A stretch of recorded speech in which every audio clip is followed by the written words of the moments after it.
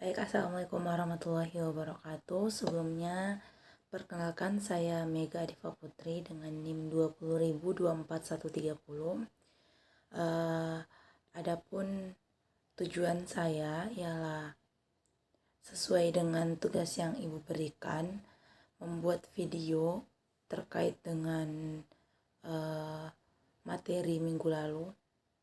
Sebelumnya mungkin saya minta maaf Bu, karena pertemuan minggu lalu saya tidak mengikuti kelas sampai selesai. Mungkin langsung saja untuk mempersingkat waktu.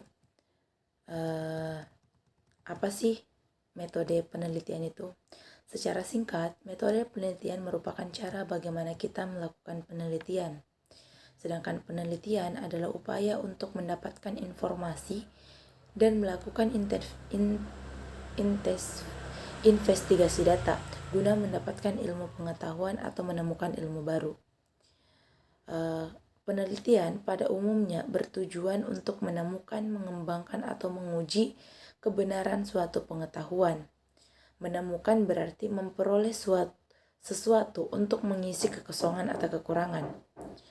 Mengembangkan berarti memperluas dan menggali lebih dalam sesuatu yang sudah ada. Menguji kebenaran dilakukan jika apa yang sudah ada masih menjadi keraguan-raguan kebenarannya. Oleh karena itu, setiap tahap dalam penelitian harus didasari pada suatu metode penelitian yang berfungsi sebagai arah yang tepat untuk mencapai tujuan dari penelitian yang dilakukan. Adapun bahan dari penelitian itu ada bahan hukum primer dan bahan hukum sekunder. Bahan hukum primer itu misalnya peraturan perundang-undangan, jurisprudensi, dan perjanjian internasional. Sedangkan bahan hukum sekunder yaitu bahan yang memberikan penjelasan mengenai bahan hukum primer. Sebagai contohnya, rancangan undang-undang, hasil penelitian, hasil karya dari kalangan hukum. Sumber dari pengumpulan data primer meliputi survei, observasi, eksperimen, kuesioner, wawancara pribadi, dan lain-lain.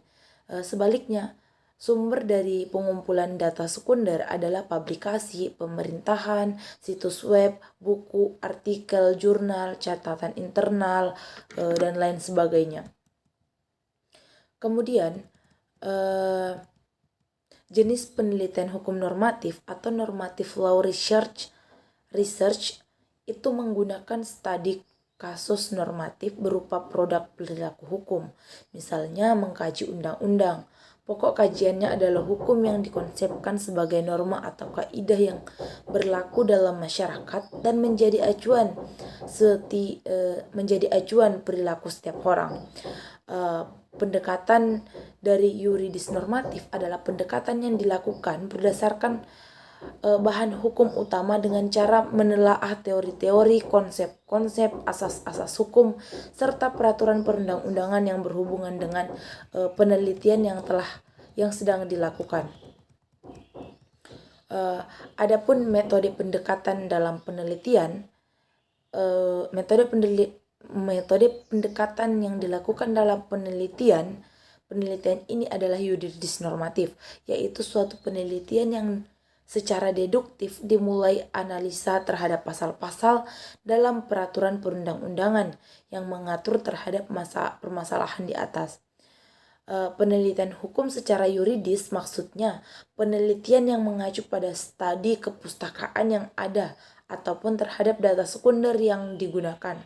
Sedangkan bersifat normatif maksudnya penelitian hukum bertujuan untuk memperoleh pengetahuan normatif tentang hubungan antara satu peraturan dengan peraturan lain dan penerapan dalam prakteknya. Adapun bahan hukum primer misalnya peraturan perundang-undangan, jurisprudensi, perjanjian internasional. Nah, yang kedua, bahan hukum sekunder itu seperti yang saya jelaskan di awal, memberikan penjelasan mengenai bahan hukum primer sebagai contoh rancangan undang-undang, hasil penelitian, dan hasil karya dari kalangan umum. Kemudian metode pendekatan itu mempunyai fungsi untuk menjawab persoalan isu-isu yang sedang dikaji. Adapun macam-macam pendekatan penelitian hukum ada beberapa, yaitu yang pertama adalah pendekatan perundang-undangan atau statu approach. Kemudian ada pendekatan kasus atau case approach. Kemudian ada pendekatan historis atau historis approach. Kemudian ada pendekatan komparatif atau comparative approach, dan yang terakhir pendekatan konseptual atau conceptual approach. Kemudian ada jenis-jenis metode penelitian. Ada metode penelitian kuantitatif, ada metode penelitian kualitatif. Nah, metode penelitian kualitatif ini teknik pengumpulan datanya dilakukan secara triangulasi atau gabungan. Kemudian analisis datanya itu bersifat induktif atau kualitatif. Hasil penelitian kualitatif menekankan makna dari generalisasi.